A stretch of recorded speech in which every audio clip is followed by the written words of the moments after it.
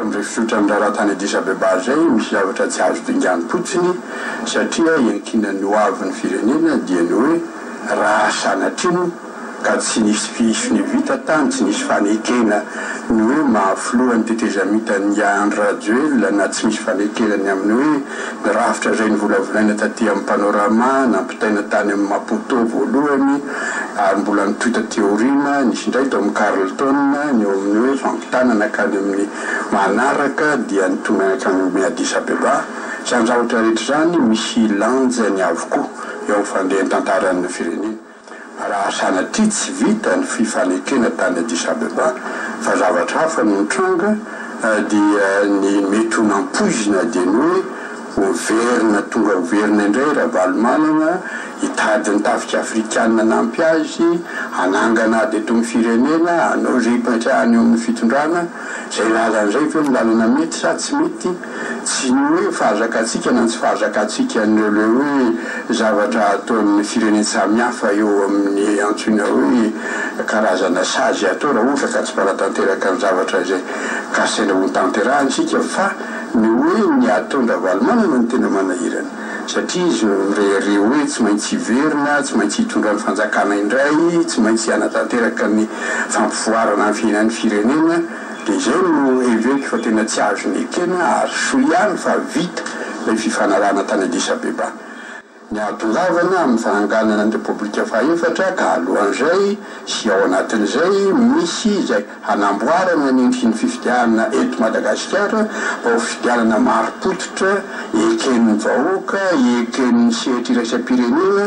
eken'ny rehetra zay manara-maso ny fandehan'ny politika eto amintsika ary tsy zavatra mandeha ho azy zany fa misy fanamboarana lehibe voatery tsy maintsy atao ilaina ny fifanarahan-tsaina ilaina ny fifampidiniana ilaina ny fifanatolana ilaina koa ny fifamelan-keloka eo amin'izay zavatra atao eto amin'ny fiainan'ny firenentsika ilaina ny hahazoana mampandroso ny fiainan'ny firenena arak'izay tokony androsony ka izay lafin'izay zany ataoko fa tena zava-dehibe tamin'ny hoe vokatry ny fifanarahana tany Addis Abeba azontsika miroso amin'izay eo amin'ny fampijoroana ny Repoblika Fahaefatra ny zavatra mahamaiky atsika ny voalohany indrindra aloha dia ny fanamboarana ny hoe inona ny rafitra hitondrana ny 4e République na ny Repoblika Fahaefatra zany hoe ny isiny référendum na ny faneken'ny vahoaka ny fijoroana zay Repoblika Fahaefatra izay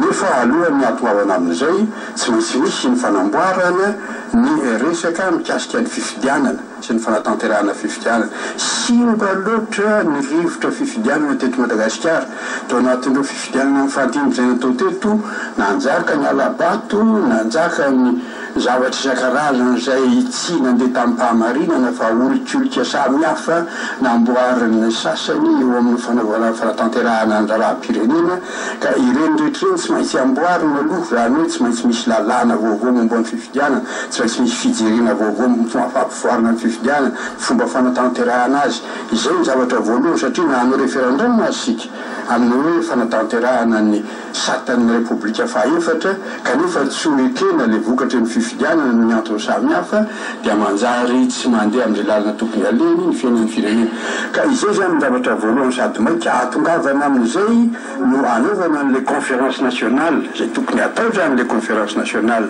conférence iombonan'ny rehetra io zay andinika momba ny resaka kasikasika ny fifidianana io indrindra sy hevitra ny amin'izay hoe hahatongavana ho amin'ny faranganan'ny Repoblika Fahaefatra ka sady hikasika ny resaka fifidianana zany no anao an'izay handinihana ny hoe ny lalam-panorenana hitondrana ny Repoblika Fahaefatra reo zany ny tena zavatra maika sady reo koa ny tena fototry ny hoe fijerena ny fijoroany hoe resaka tetezamita mankaiza no miaingy avy aiza ary andeha aiza eo amin'izay hoe miaingy avy aiza miaingy avy amin'izao fisavorovoroana nisy zao ilana fifandaminana andeha aiza andeha amin'ny fampijoroana rafitra vaovao hitondrana ny tany sy ny firenena ary heverina fa isy fiovana amin'izay ny fandehan'ny raharaha eto amin'ny firenentsika zay nahatonga n'ilay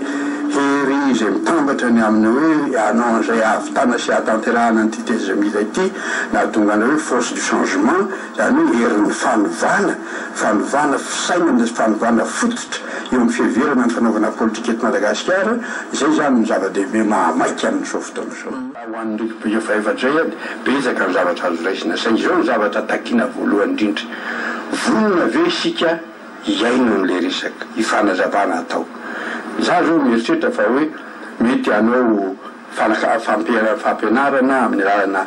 akademie populaire anankiray, akademie mbahoaka zany fa tsy akademie scientifique be ohatrany eny Tsimbazaza amin'izao fotoana izao, fa akademie zany hoe hanomezana fampianarana ankapobeny ho an'ny vahoaka eo amin'ny hoe inona ny atao hoe politika, ahoana ny fanaovana an'izany politika izany, inona ny takin'izany, ahoana ny fitondranany fahamarinana eo amin'ny sehatra politika, ahoana no hijoroana vavolombelona izany, ahoana no ampaisana ny herin'ny firenena ampahavoakatra azy ka hanjariany tantara no tena tantara poitra avy eo anivon'ny firenena fa tsy atendrotentroka fotsiny eo amin'ilay fiainan'ny firenena ka zavatra raisina averisy raha hitra azy mety tsy fotsiny atsofoka ao amin'ny fiainan'ny firenena dia zay ny zavatra tsy mety fa ny zavatra atao ao amin'ny fiainan'ny firenena tokony hipoitra avy eo amin'ny fahatsirovatenan'ilay vahoaka, hipoitra avy eo amin'ny fahatsirovatenan'ny olona ka io tsy vitany hoe mandrava fotsiny hatramin'izao mantsy ny zavatra haintsika atao, haintsika ho azy satria ny vahoaka no manao azy matoa tanteraka dia le nandrava ny fitondrana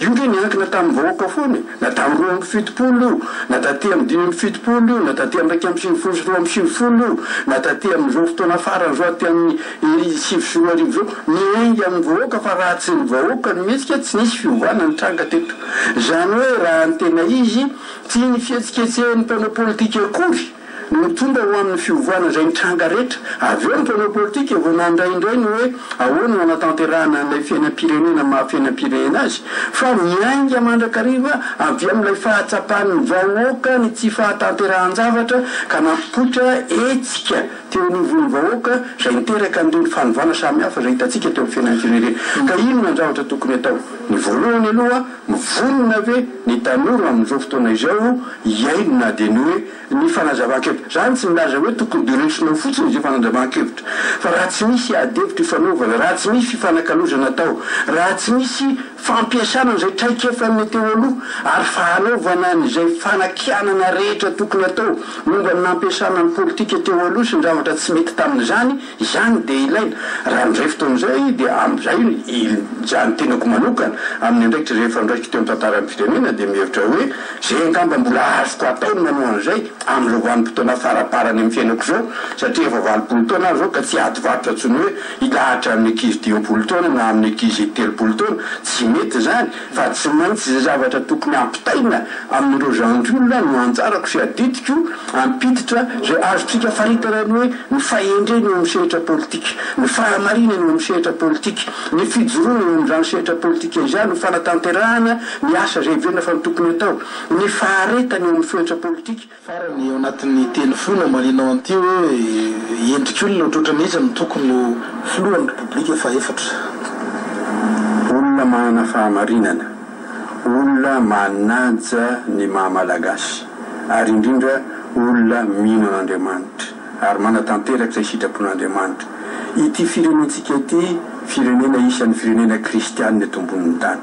ary zany akory tsy milaza hoe tokamonina ny kristianina azotsika atao tsara ny miara-monina amin'ny prahalahina, amin'ny mpihavanana, amin'ny havana musulmana, amin'ny havana izay mety ho tsy kristianina fa mbola manaraka ny fomban-drazana. Ny fitondrana firenena tsy manavakavaka eo amin'ny resaka finoana sy fivavahana fa kosa izay mitondra firenena dia tokony ampiseho fahamarinana, ampiseho ny zavatra inony ka atao tanteraka ny fiainan'ny firenena. Azay ny mahatonga ilaza hoe satria ty firenentsika ity mahalaza ho firenena kristianina dia tokony hijoro ny vavolombelona, ny fitiavana kristianina, ny fanajana, ny mahatompo any Jesosy Kristy eto amin'ny firenena. Izay no zava-dehibe ilaina eo amin'ity repoblika fahaefatra ity fa raha tena kristianina no mitondra miaina araka ny fomban'ny kristianina, miaina ny fifankatiavana kristianina, miaina ny fahalahina kristianina ho lavorary antsakany sy andavany ny fandehan'ny fiainan'ny firenena satria